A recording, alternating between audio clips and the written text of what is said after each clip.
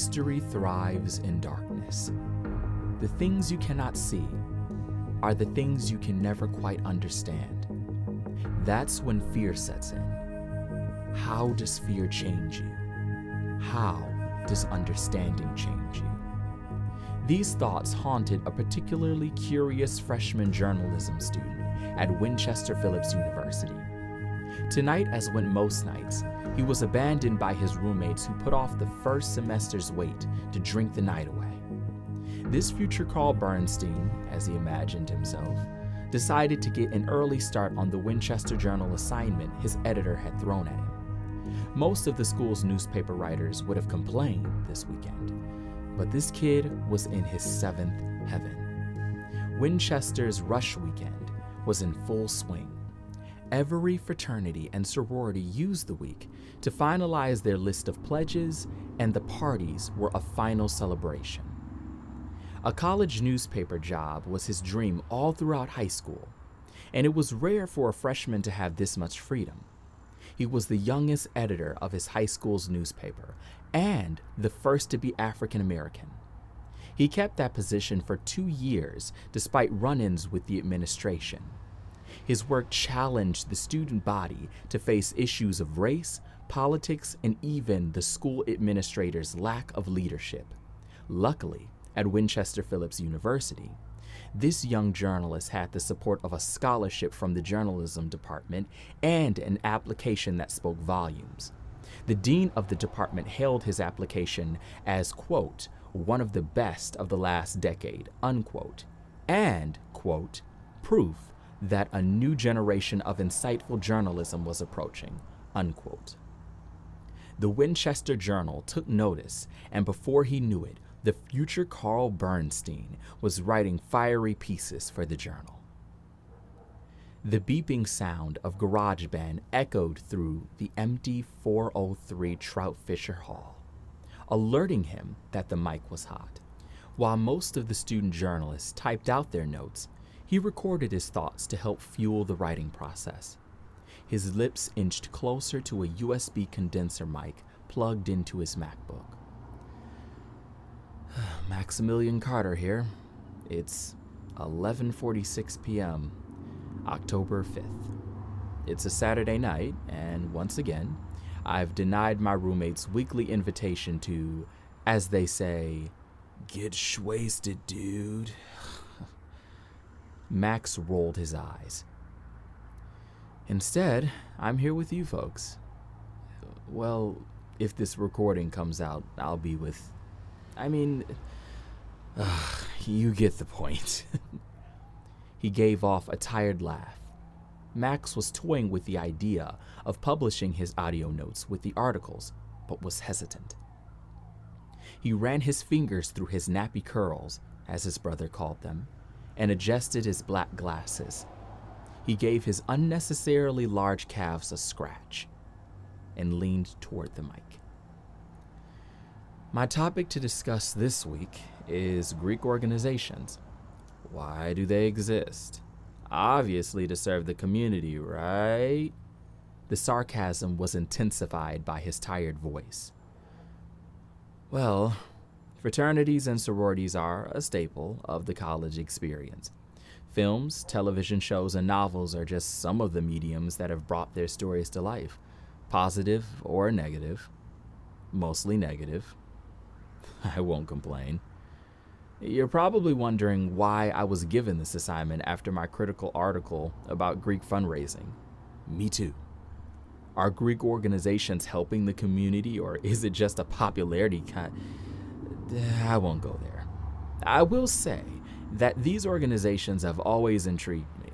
I spent most of my high school years obsessing over Dan Brown's work, Angels and Demons, The Lost Symbol, The Da Vinci Code. And can't forget movies and TV shows like National Treasure and America's Book of Secrets. What do all these things have in common? They involve stories of men behind closed doors, initiating their members in bizarre rituals. White men of power and prestige meeting in secrecy, identified by ancient symbols. The Illuminati, the Knights Templar, the Freemasons, and the list goes on. Obviously, college Greek organizations are quite different, very different actually, but there's a similarity: the secrecy and the ritualistic initiations. The drinking of wine from a human skull, a favorite of the Freemasons, has been replaced with shot glasses. The 33rd degree Freemasons reflect on life and death in a chamber, while the Omega Boys, well, they reflect on how to get off the floor after too many. I'm not here to demonize Greek life. They intrigue me, particularly because no matter where you are on this campus, no one will speak a negative word about them in public. Not to mention the idea of hazing, a group of young men and women bonding through the act of communal torture. Yes, I said it. What an insane concept. But interesting enough for an investigative journalist like me. He laughed. I'll never know what happens behind the walls of those houses. Well, a slight smile grew on his face. Maybe I will. Chapter 1. The Omega Psi Beta house on Martin Street was in a complete frenzy. The fraternity's rushed process was coming to an end, and the final initiation was at play. This tradition was a final challenge known as the 4 Points. The infamous challenge, or hazing as critics called it, involved pledges running to 4 main points in the Omega house. They ran from the foyer, around, and back. At each point, the pledges consumed excessive amounts of alcohol with an especially strong shot laced with a secret ingredient at the 4th point. The 4th point is where the pledge's future big, their mentor, would create a concoction that would truly test their ability to stay off the floor. All this occurring in the midst of a lively crowd of onlookers. The party was a final celebration to see who would be strong enough to become a member of the Omega Brotherhood.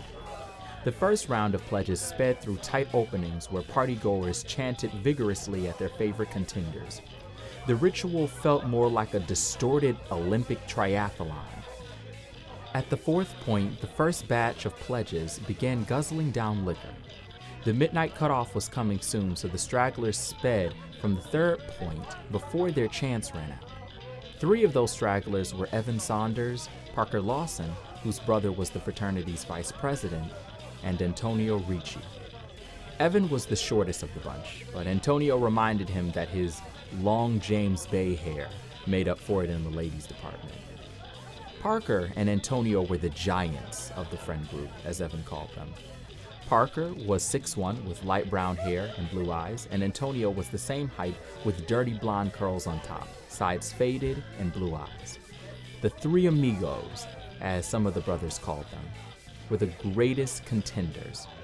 Parker, because of his blood connection, Evan, because his brother Calvin went alum after graduating as president, Antonio, or Tony as they called him, had made quite a name for himself.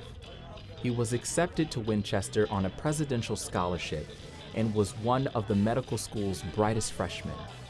He knew that if he could get into Winchester's most well-known fraternity, his job opportunities and connections would be golden. Unfortunately, Antonio was falling behind. The alcohol was getting to him, and he had stumbled to the floor multiple times. People in the crowd helped pick him up and playfully shoved him forward. Someone yelled, "Don't screw the pooch, Ricci." A Delta girl in the back called out, "Ricci, if you can finish this, I'll be your prize tonight." Laughter erupted from the crowd. Antonio slipped and attempted to grab on to a chair to hoist himself up. His body was almost limp and his eyes had lost their charming luster.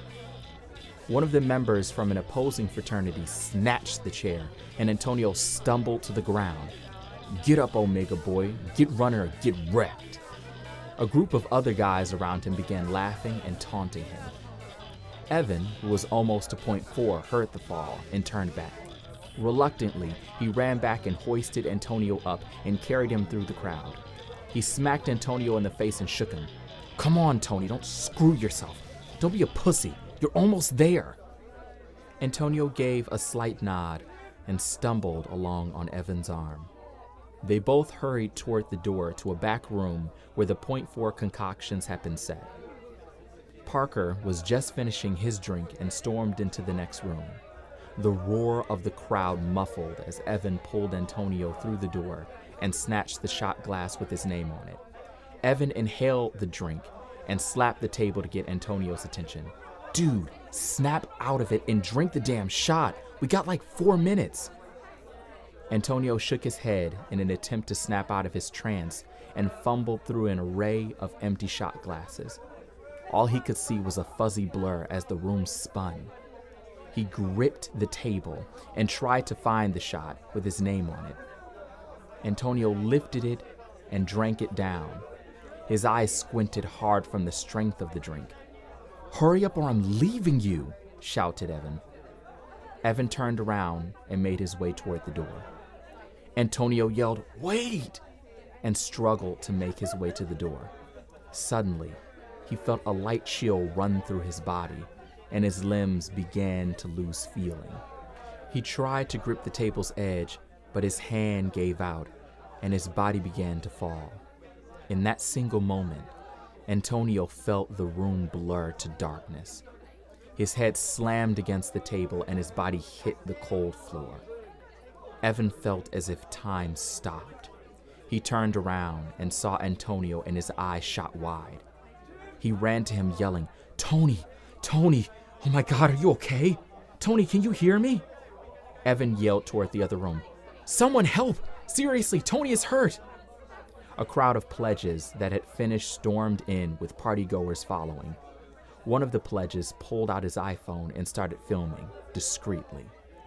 Parker shoved his way to the front and kneeled down in front of Antonio. "Shit. Tony, dude, get up," said Parker. The crowd grew silent and the music disappeared. One of the pledges called out, "Oh shit, he looks dead as fuck." Parker looked over at Evan. "What happened?" "I don't know. I told him to come on, and the minute I turned, I heard a loud bang. I think he hit his head," Evan responded. "I gotta call my brother," Parker said. A pledge yelled out, "Shouldn't we call the cops?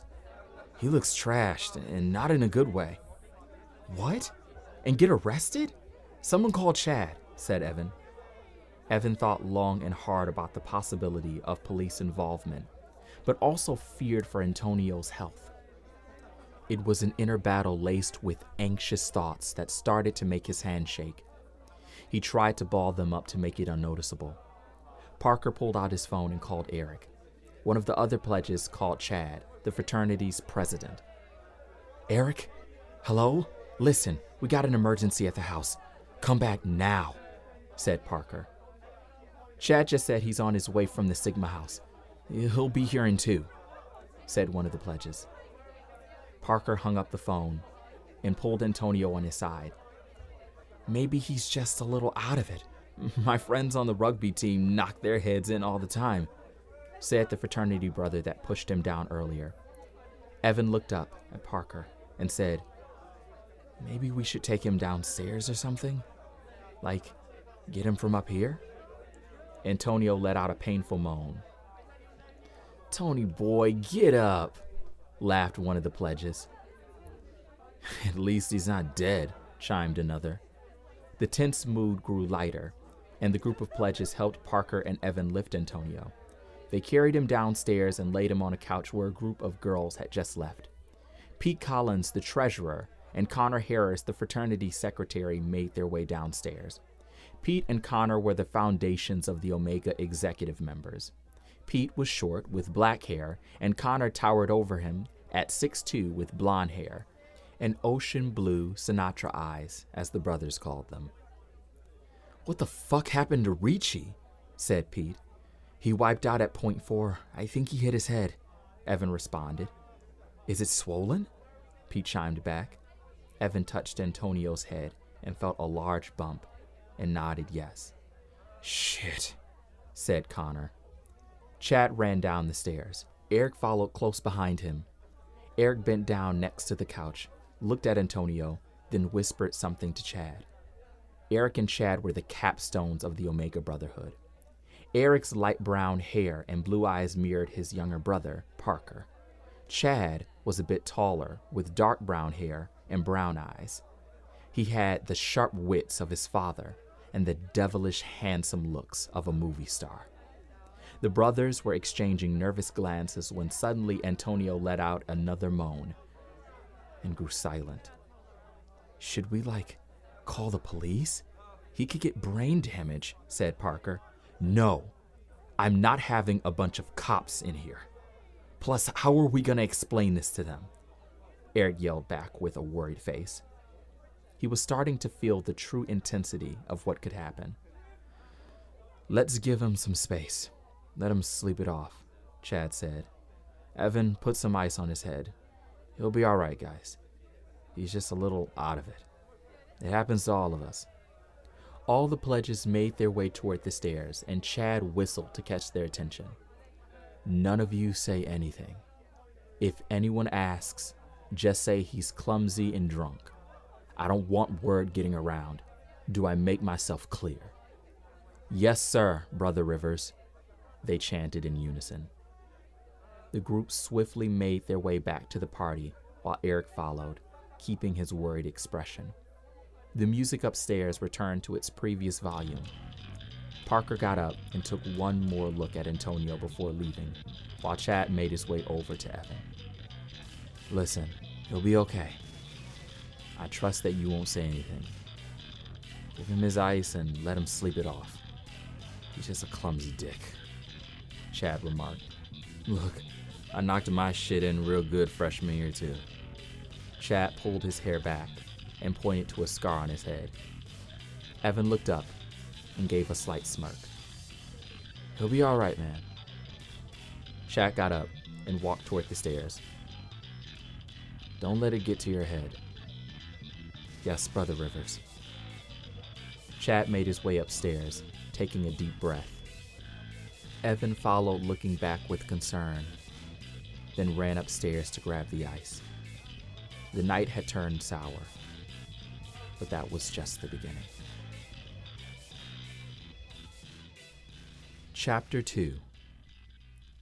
An alarm rang from Max's iPhone. He ignored the first few rings until his roommate Carson banged on the wall. "Dude, shut that shit off." Max got up groggily and looked at his iPhone. He turned off the alarm and looked over at Carson and said, "Hey Carson, I was getting shwasted last night." Carson rolled over and said, "Shut up." Max laughed and looked back at his phone and noticed a text from his friend Hunter that read, "We gotta talk. Don't tell Hayley. It's super secretive, but I gotta tell someone."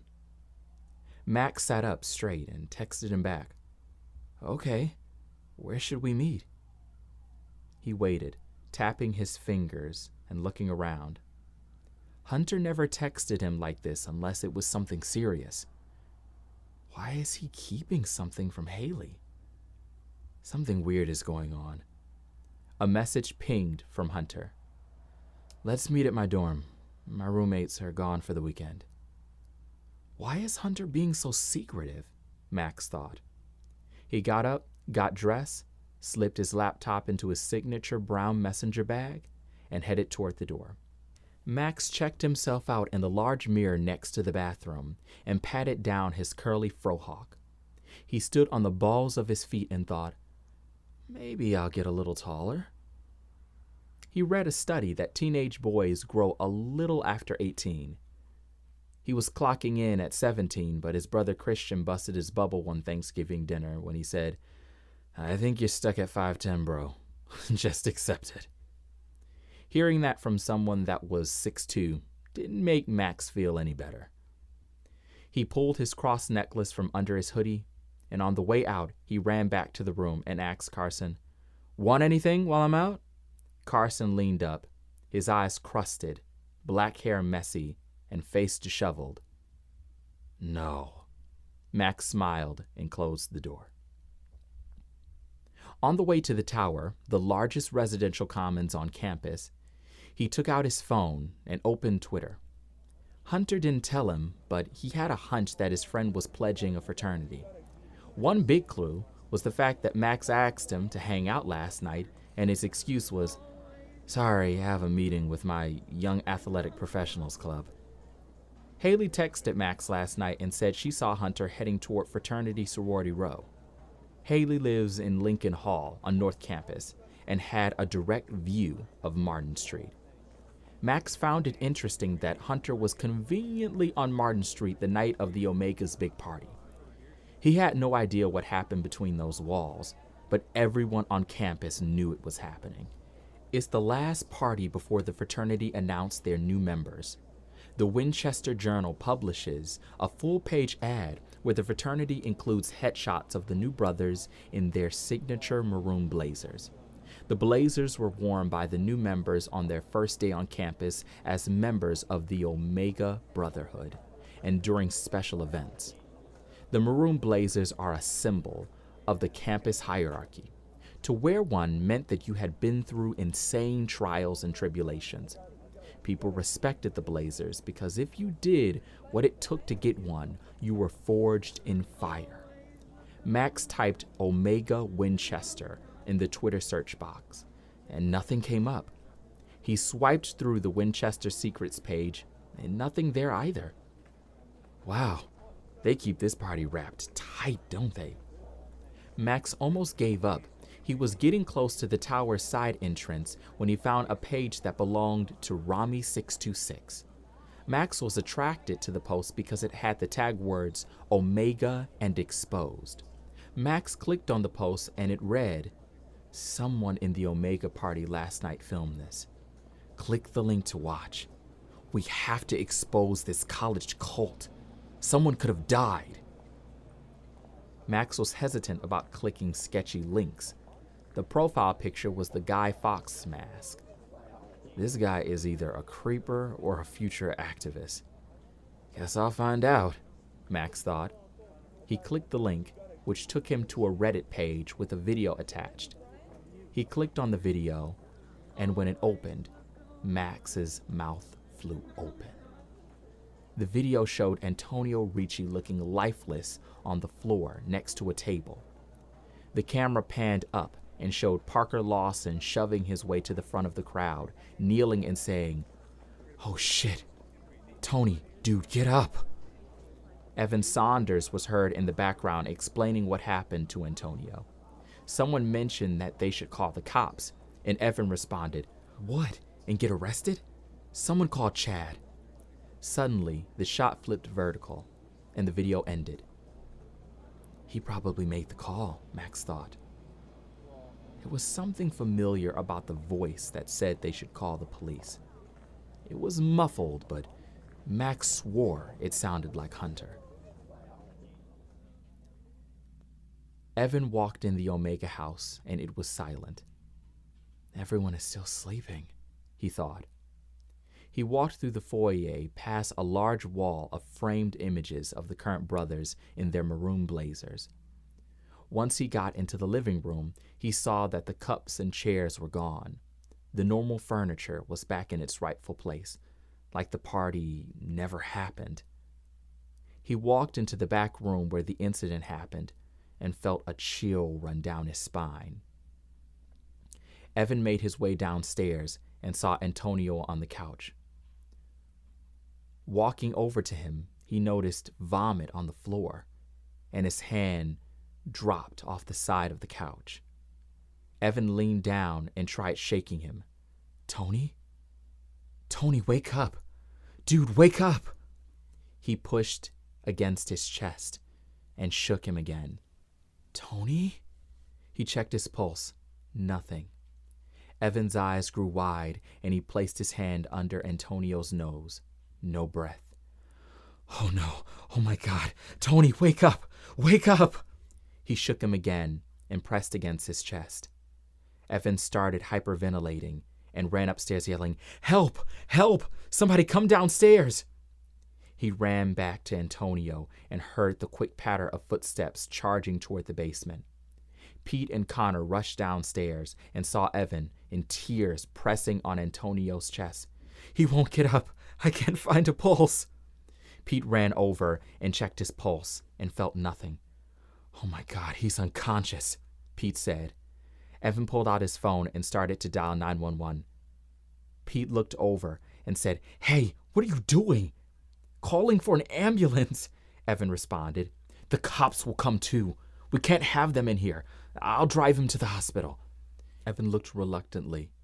"This is serious. We can't worry about—" Evan cut him off and said, "We can't have them in here. Period. I'll drive. Help me get him upstairs." Evan wiped his tears and grabbed one side of Antonio. Pete grabbed the other. They lifted him and stepped around the vomit and walked toward the stairs. Pete turned to Connor and said, "Get some pledges to help with cleaning up down here, and we'll take him to Foster Hill. Keep your ringer turned up." "Got it. Take care of him," Connor responded.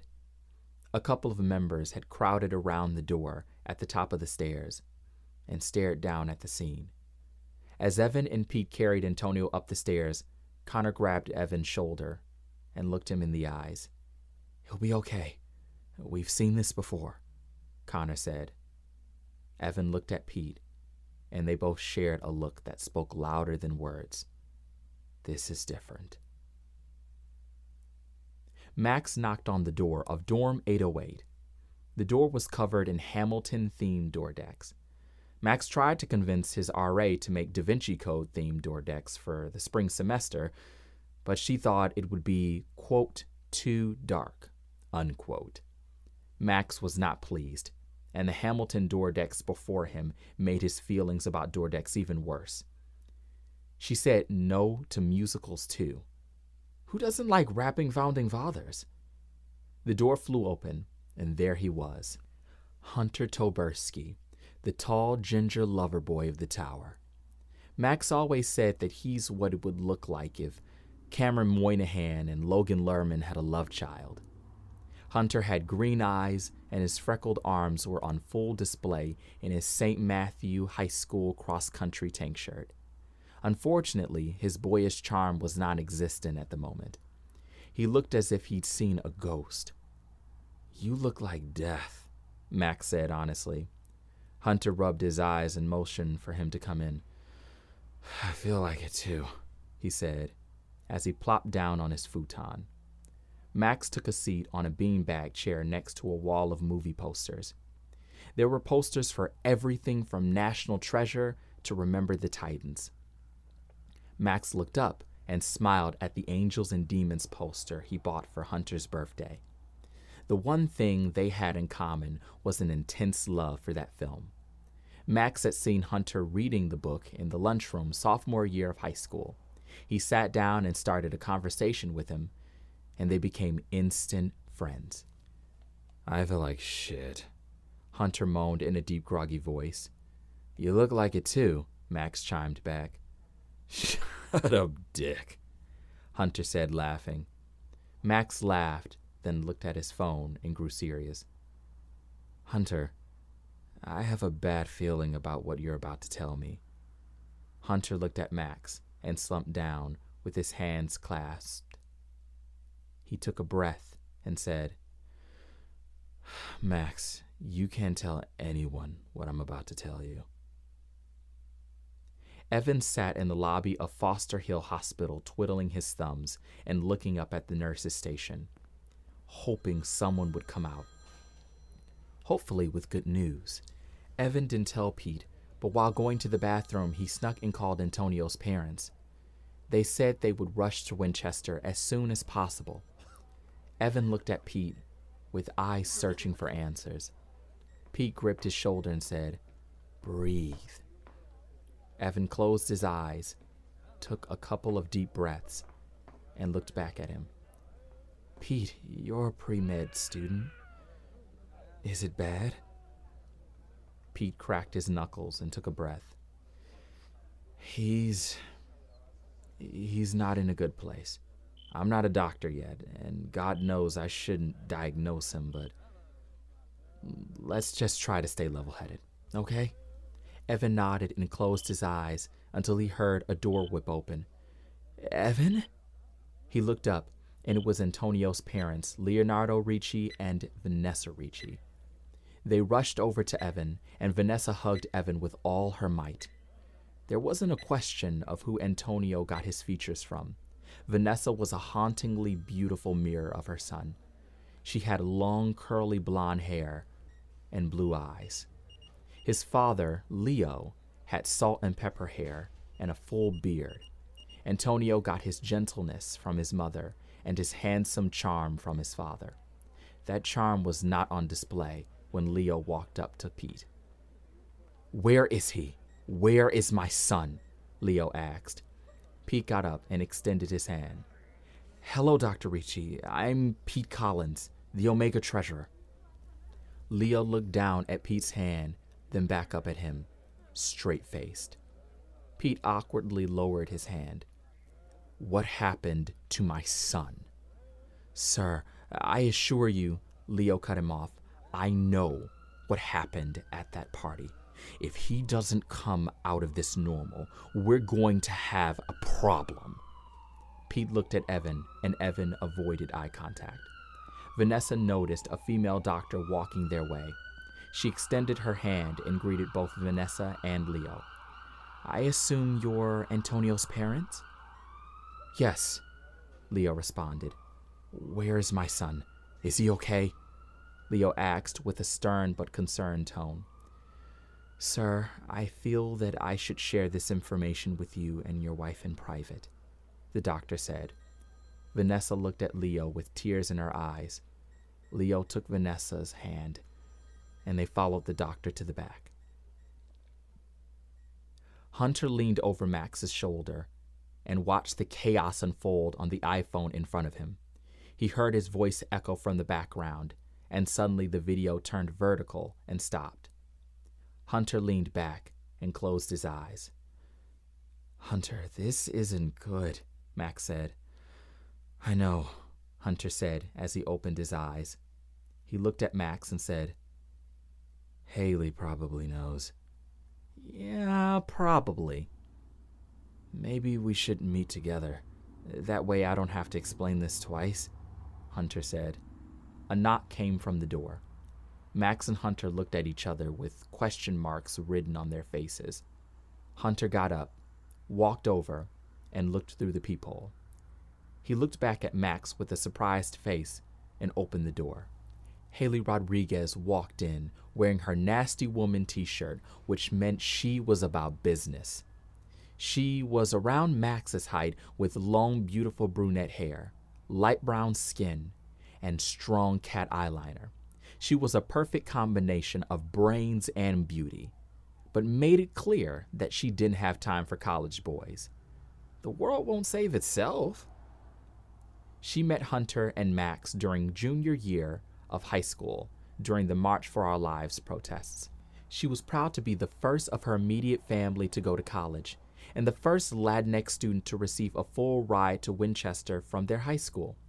She was one of the only people of color in the School of Art and Design. "She's the sharpest knife in our drawer," Max always said. "We gotta talk," she said as she welcomed herself in. Max looked at Hunter, and Hunter cocked his head. "Did you?" Hunter said, and Max quickly chimed back, "No, sir." Hayley sat down on the futon, and Hunter sat next to her. "So, what's up, Omega boy?" Hunter looked at her with squinted eyes. "Okay, so does everyone know?" "Well, your voice came out loud and clear in that video," she responded. "I had to listen a couple of times to be sure it was him," Max said. "Really?" Hayley asked. "I mean, he's got that fratty white boy voice, so like, he could have been any of them," Max said. Good point. Hayley said, smiling. Hunter straight-faced both of them. "So the secret's out. The whole campus probably knows I pledged by now," Hunter said. "Yeah, it got retweeted like 1,000 times. Damn, I should have saved it before they took it down," Hayley said. "It's all good, I did," Max responded. "Of course you did, Sherlock," Hayley said with a calming smile. "So, like, what does this do to the pledging process? Wait, The article. Max, are they publishing it? Hunter asked. I got a text from our assistant editor. I'm not supposed to know this, but apparently our editor pulled it 5 minutes before I got up here. At the request of Chad Rivers, Max said. Hunter's eyes grew wide. Oh, shit, Hayley said, sitting straight up. He pulled it? Hunter said. Ain't it crazy that the pledges find out through an article with everyone else? Things are probably going to change this year, Hayley said. Hunter sat back and closed his eyes. I guess I can explain myself now. I started the pledging process a month ago. It was so secret that I signed an NDA. You what? Hayley yelled. Dude, you're joking, Max said. It's standard procedure for the Omega Brotherhood, internationally, Hunter said. This ain't your daddy's good old frat.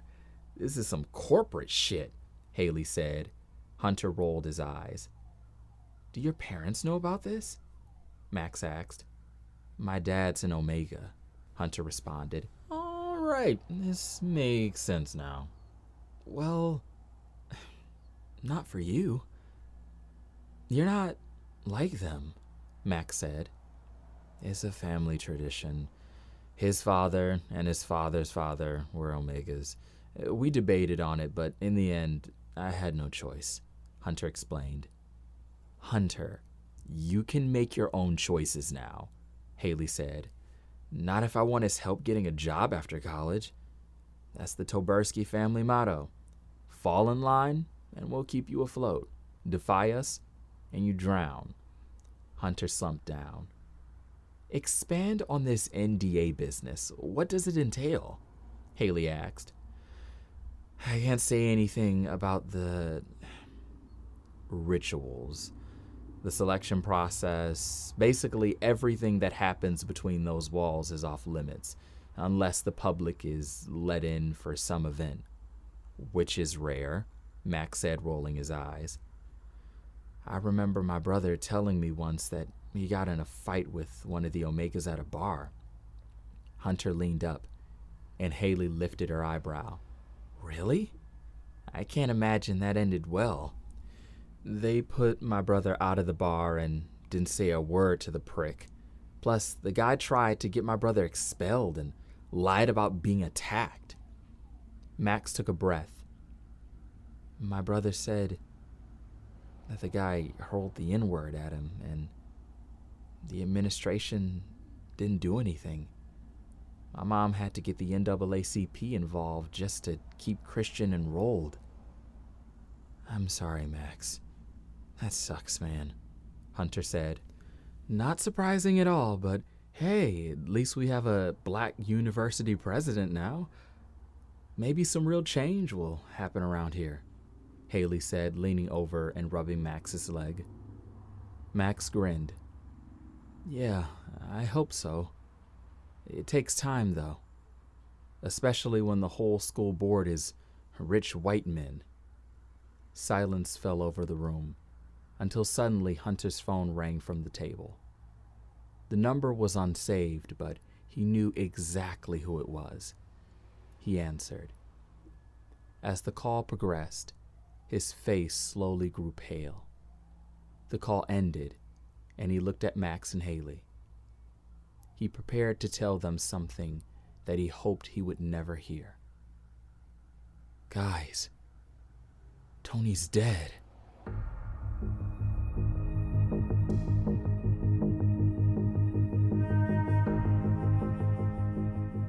This is HAZE Book One, an audiobook fiction podcast in 6 parts, written and narrated by me, Darius Buckley. For more information about HAZE, visit dariusstorylab.com/HAZE.